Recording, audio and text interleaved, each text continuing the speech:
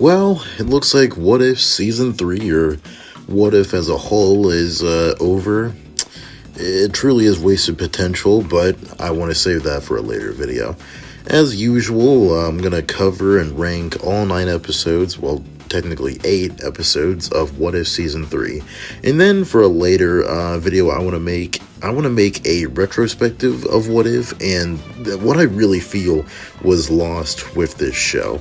It's not going to be too deep. It's not going to be like an hour long. I think I already covered all my grievances and problems with the show whenever Season 2 came out, and I knew my opinion wasn't really going to change going into Season 3, but I really do feel like there's other points that I do want to address. I didn't want to make this one big long video, and I really do just like doing, like ranking videos, especially for stuff like this. So without all this yapping, let's just get along. Let's go on to the last and very horrible spot. So, the Mech Avengers. This one just sucks. I can't put it bluntly here. This is really bad. Basically, the what if scenario here is, what if in like Winter Soldier, instead of Sam and Falcon, what if Bruce was just like, man, I'm like really depressed, maybe I should go to therapy. And that's basically what causes it. Bruce just goes to therapy, and I guess it just doesn't work because, he scares off Sam and he just turns himself, or like he splits himself technically. He makes like another entity into a kaiju. And, as someone that recently last year started getting into like Godzilla and the whole like kaiju thing, I was really pumped for this, but it's just very it just doesn't make sense because first off, I just think it's stupid for the Avengers to have mechs in general outside of like Iron Man and Rhodey. It just doesn't make sense. It reminds me of this old, and you might remember this, the old Smosh sketches, if you were there back in the day on YouTube, whenever they had this like video skit on why doesn't Iron Man give the Avengers suits.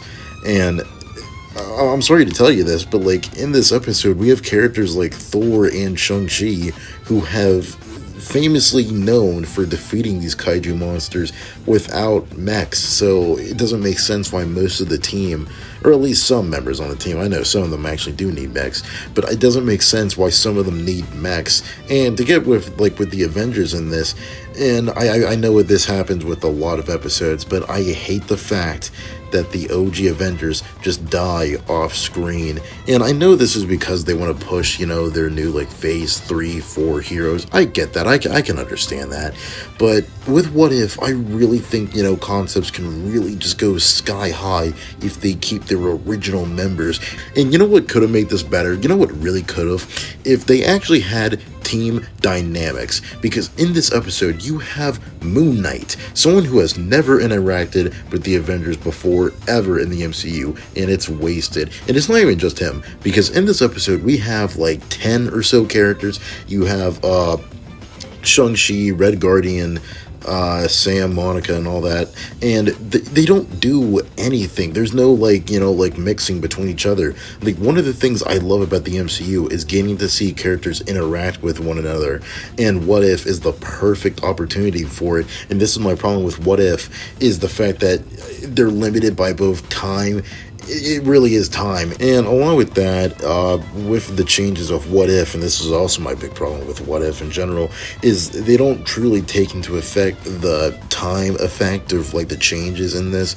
Because get this, so how, as I stated, the Avengers die, boo-hoo, and we have the new phase 4 heroes that are carrying on the mantle, and we have Sam Wilson as Captain America. Now, if this was the regular MCU, I'm like down, I fuck with it. It really doesn't make sense, because I'm assuming he never met Steve, because he met Bruce instead, so it doesn't make sense why, he has the mantle. He assumedly never met him. But you know what, that's fine, that's cool.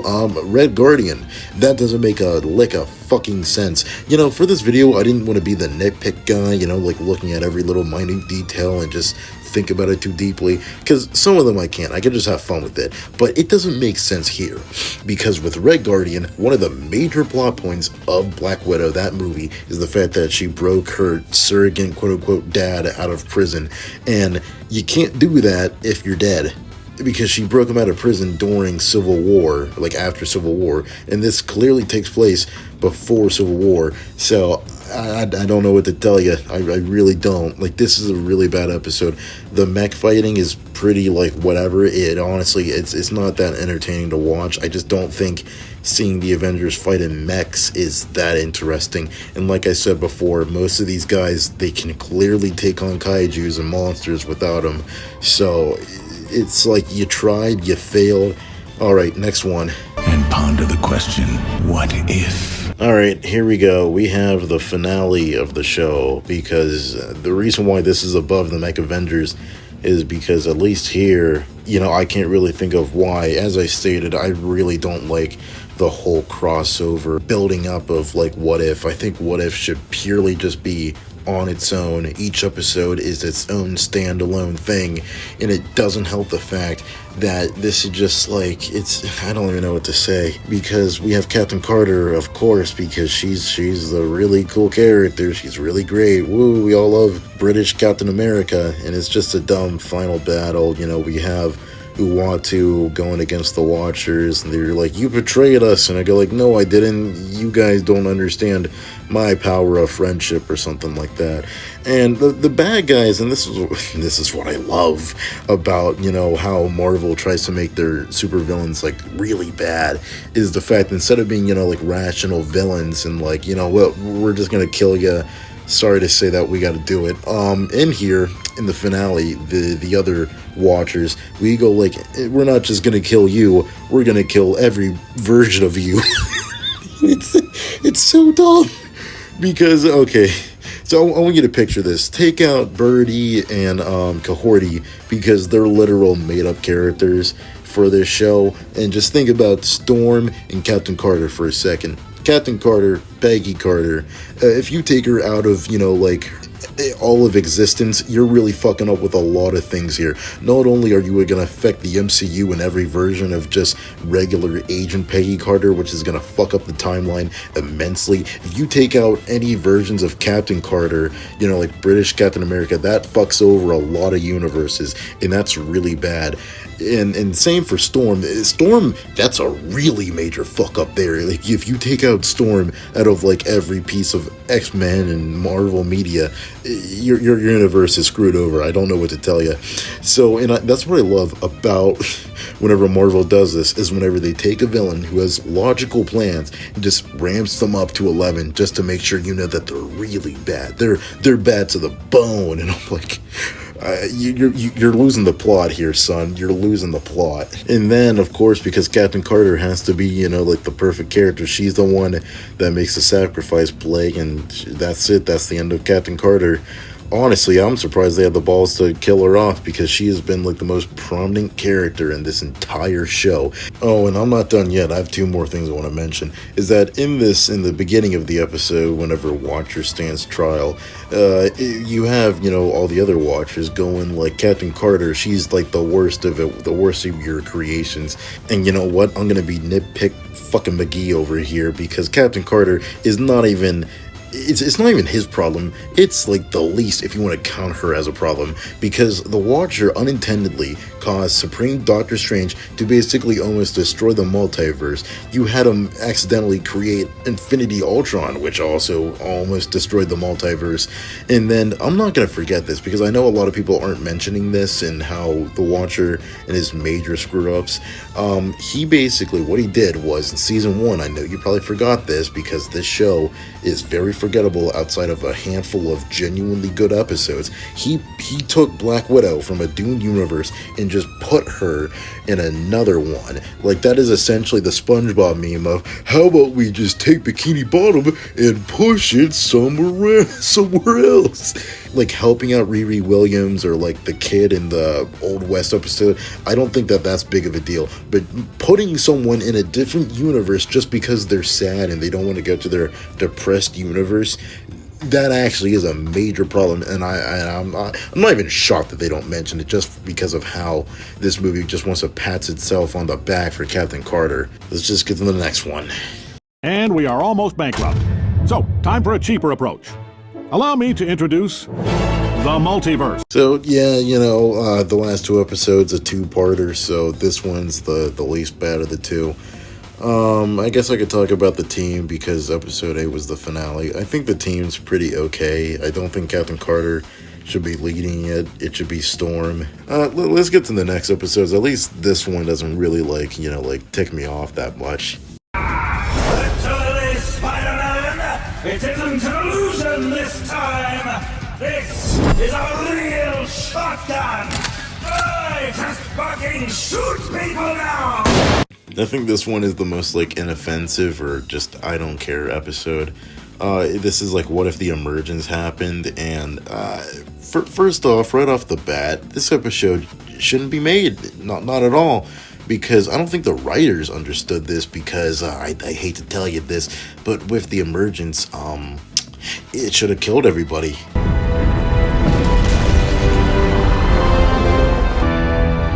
Everyone on Earth will die. Yeah, no, there's not really that much. I mean, I like seeing Vision in action. That's cool. The Resistance was kind of whatever. Yeah, no, that's really about it. I am actually going to forget about that episode. Just one or two, right, Arthur? Of course, just a drink. No big drama. Can we get a couple of beers, please? Alright, so here we go. Next one we have is the 1872. This one I'm pretty chill with, pretty okay in my opinion. I'm a big fan. I'm a sucker for westerns, so, that's pretty good. That's pretty nice. My only problem is that this isn't really a what if episode. There's no change. They just kind of gave up essentially and were you know what, screw this, let's just create our own thing, which is fine by me. Just don't make it what if. We come to this place for magic. We come to AMC theaters to laugh. Here we have Agatha going to Hollywood, and I'm not gonna lie, this one is pretty chill. I like the fact that we get to see characters in a certain time period actually get to interact with other people. I'm not even that big fan of the Eternals, but the fact that this was so Eternals focused, I was somewhat okay with, because it was carried heavily by Agatha and Howard Stark. And I'm not gonna lie, seeing them all together, they have some pretty good, chemistry going there. There's some problems, but I think overall it's pretty good. I like the fact that Howard Stark, he just knows that Agatha and Kingo, high-powered beings, and he just, doesn't care just because he wants to shoot his movie. I don't know, I just think that's pretty cool. And along with the ending with Agatha going, full, celestial mode, fighting Arishem, essentially just killing him. I don't know, that was pretty cool in my opinion. I don't really have any real problems with this episode. This was a pretty fun one. My only complaint is the dancing in the episode. I could tell that they just had one animation and just put it on other characters, and it just doesn't look good in this style of animation. But still nonetheless a pretty good episode. You know what they say, you're out of luck until you've gone duck. Alright, I know some people think this is too high, but I'm sticking to my guns. Howard the Duck getting married, that is so fun to me. Darcy is also, dude, I'm sorry. I'm just come on, you gotta admit this is cool. I can't help myself. Just seeing these two as a couple, the fact that they have a kid, the fact that they had an egg, I'm sorry. It's just so fun. Seeing them go across the galaxy, trying to save their kid.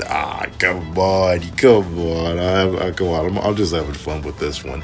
And I like the fact that we get to see, villains that we've never seen in a long time. Just get to, be there. The fact that we get to see Malekith, Caecilius, we get to see Zeus, Thanos, all of them together interacting.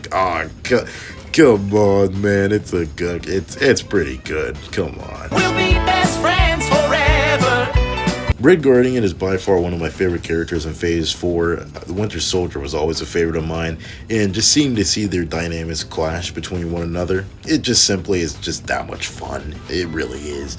And along with that, I like the fact that we have Bill Foster in this, played by Lawrence Fishburne, and it's just pretty cool to see him back in action. I like the fact that, like Season 2, we get to see him as Goliath, and overall, this was just a pretty good time. The only thing that ruins it is the fact that, like, Red Guardian, you know, he joins S.H.I.E.L.D. and joins the Avengers, and we see Iron Man for the, you know, iconic circle shot, and I don't mean to be that guy, but Tony should not be Iron Man at all. Even if his parents survived, Obadiah Stane died in that episode, and I don't know if you remember the first Iron Man at all, but he's the one that basically put a hit on Tony. So, yeah, no, he shouldn't be alive. And that was my overall ranking for all episodes of What If Season 3. Like I said, I want to get a just retrospective of, you know, What If as a whole. And overall, yeah, no, that's really about it. Don't forget to comment, like, and subscribe, and ponder the question, what if we had a better show?